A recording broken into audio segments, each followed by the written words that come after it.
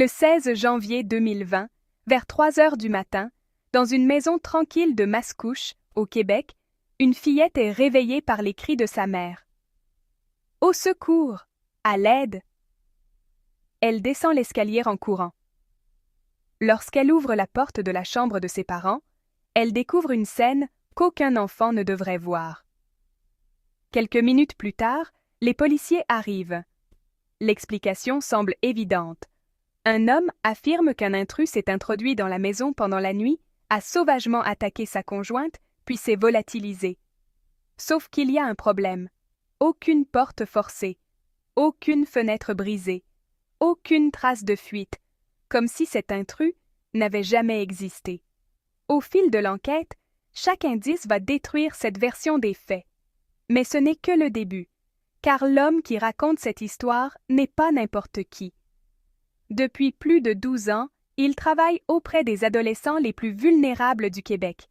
Tout le monde lui fait confiance, sa famille, ses collègues, les autorités. Pourtant, les enquêteurs vont bientôt découvrir que derrière cette image de père modèle se cache une double vie que personne n'aurait pu imaginer. Des recherches Internet glaçantes. 3 scénarios préparés à l'avance, une assurance vie d'1 million de dollars, et un secret si sombre qu'il transformera cette affaire de meurtre en l'une des histoires criminelles les plus troublantes du Québec. Aujourd'hui, nous allons reconstituer, minute par minute, comment un homme persuadé d'avoir imaginé le crime parfait a vu son propre mensonge s'effondrer, à cause de détails qu'il n'avait jamais prévus.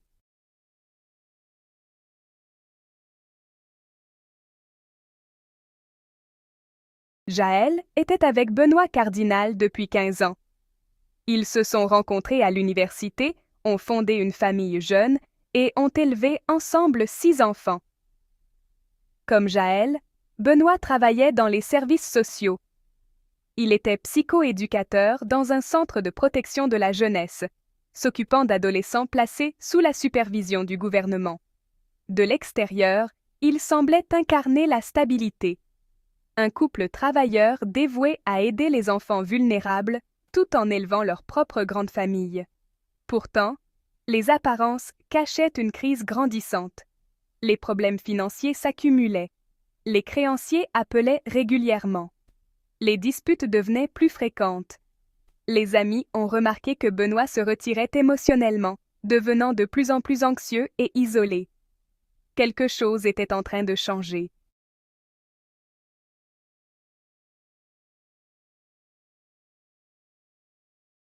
Tout a basculé après Noël 2019.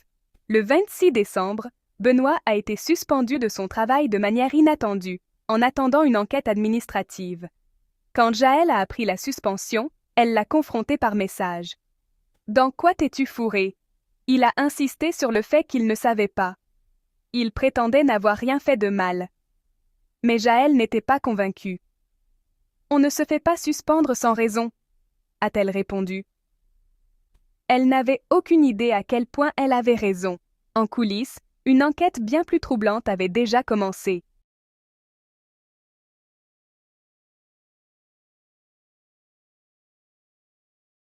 Ténèbres cachées. À l'insu de Jaël, l'employeur de Benoît avait reçu des allégations impliquant une conduite inappropriée avec des adolescentes sous sa supervision. Alors que les enquêteurs examinaient ses années de travail dans la protection de la jeunesse, d'autres accusations ont fait surface. Plusieurs adolescentes ont allégué que Benoît avait abusé de sa position de confiance pour entretenir des relations sexuelles avec des mineurs vulnérables placés sous la garde de l'État. Une jeune femme a plus tard déclaré à la police que leur relation avait duré des mois. Elle deviendrait finalement l'un des témoins les plus importants de l'enquête pour meurtre.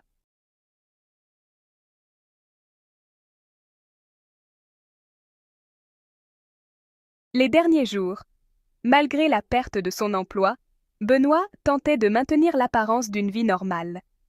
Il passait du temps avec ses amis. Il faisait des voyages en famille. Il rassurait tout le monde en disant que les choses iraient mieux. Cependant, à huis clos, ses recherches sur Internet peignaient un tout autre tableau. Il cherchait de l'aide financière d'urgence. des prêts en ligne, des conseils en cas de crise. Et, selon les enquêteurs, des recherches troublantes liées à des méthodes de meurtre. Pendant ce temps, Jaël continuait de le soutenir. « Je t'aime », lui a-t-elle envoyé un message après avoir appris qu'il avait perdu son emploi.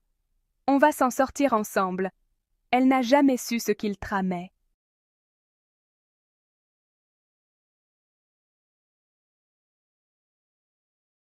La tentative ratée. Le 15 janvier, les tensions ont explosé. Au cours d'une dispute dans la maison familiale, Benoît a bousculé Jaël près d'un escalier. Elle a perdu l'équilibre. Secouée, elle a crié « Tu aurais pu me tuer !» Il a rapidement affirmé que c'était un accident. Les enquêteurs penseraient en plus tard le contraire. Les preuves suggéraient qu'il s'agissait peut-être d'une première tentative infructueuse de la tuer. Quelques heures plus tard, un autre plan allait se dérouler.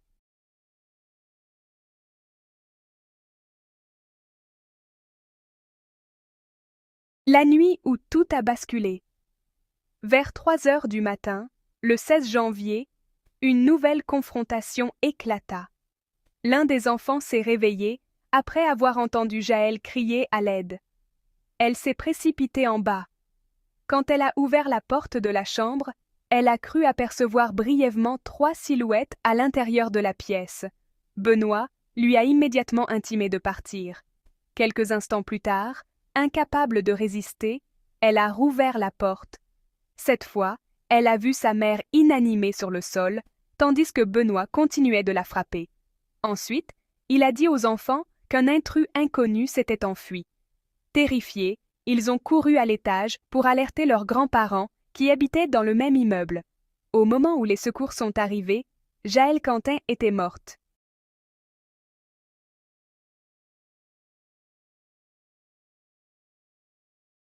Une histoire qui ne tenait pas la route. Au début, la police a envisagé la possibilité d'un cambriolage. Mais les preuves matérielles ont rapidement contredit le récit de Benoît.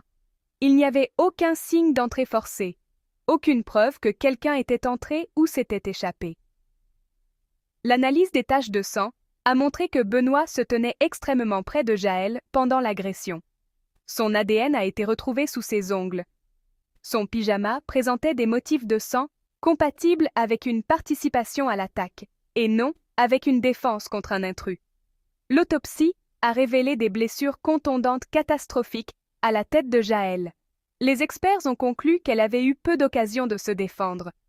Les enquêteurs ne croyaient plus qu'une seule personne aurait pu commettre le meurtre, son mari.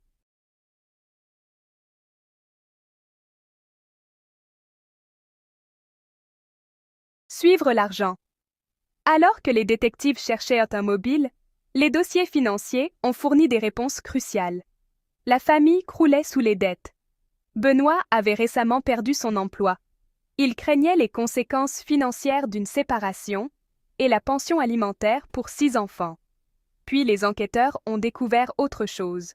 2 ans plus tôt, Jaël avait souscrit une police d'assurance vie d'1 million de dollars. Benoît en était le seul bénéficiaire. Les procureurs ont soutenu que le meurtre semblait, dans son esprit, résoudre tous les problèmes simultanément. Son mariage, ses finances, son avenir.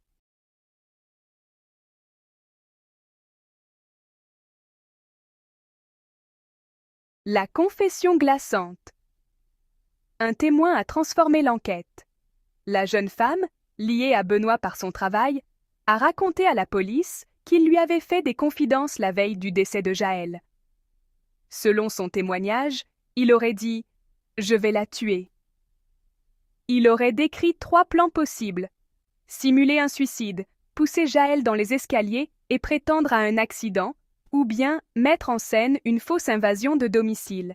Il aurait ajouté avec assurance « Ils ne m'attraperont jamais ».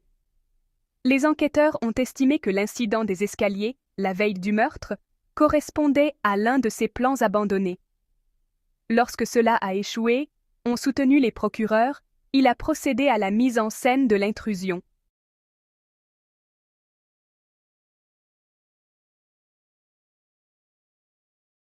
La double vie. Tandis que la police poursuivait son enquête, l'affaire de meurtre a révélé quelque chose d'encore plus sombre. La même jeune femme qui avait reçu la confession de Benoît avait secrètement séjourné chez lui quelques jours avant le meurtre. Elle s'était même cachée toute la nuit dans son véhicule sans que Jaël ne le sache. Les enquêteurs ont conclu que ce qui semblait être un acte de gentillesse était en fait la preuve d'une relation cachée qui violait les limites professionnelles. Le conseiller jeunesse respecté aurait passé des années à exploiter des jeunes filles vulnérables qui lui étaient confiées. Bien que ces allégations soient restées distinctes de l'affaire de meurtre et n'aient pas été présentées au jury, elles ont considérablement modifié la perception publique de qui Benoît Cardinal était réellement.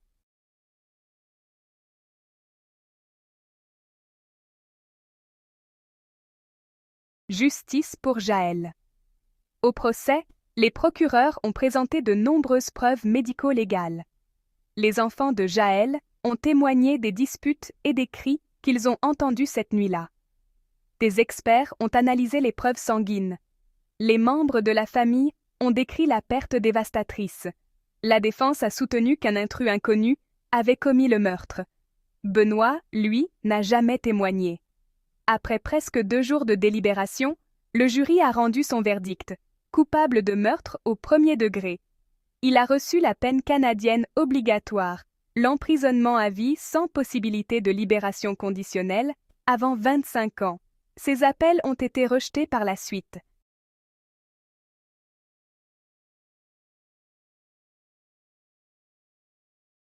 Une famille a jamais changé. Aucune condamnation ne pourra restaurer ce qui a été enlevé à la famille de Jaël Quentin. Ses parents ont perdu une fille. 6 enfants ont perdu leur mère.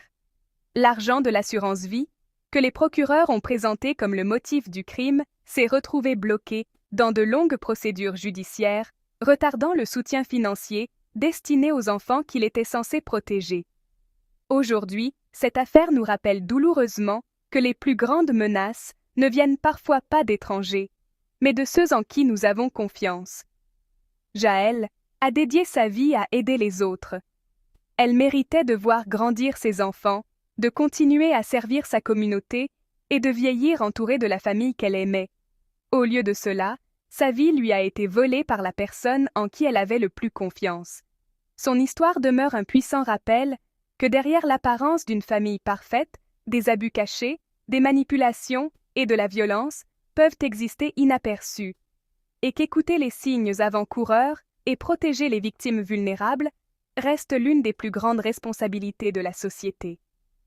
Merci d'avoir regardé. N'oubliez pas d'aimer et de partager avec ceux qui pourraient avoir besoin de ces informations. Je tiens aussi vraiment à fêter mes 100 premiers abonnés. Alors, s'il vous plaît, aidez-moi à atteindre cet objectif en cliquant sur le bouton « S'abonner ».